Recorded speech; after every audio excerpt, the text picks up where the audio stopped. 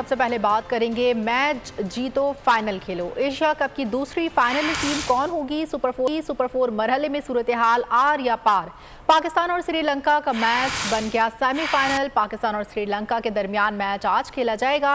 Match Pakistani वक्त के मुताबिक दोपहर 2:30 बजे शुरू होगा। फातेह टीम फाइनल का टिकट कटाएगी, हारने वाली घर जाएगी। पाकिस्तान टीम में 5 तब्दीलियां।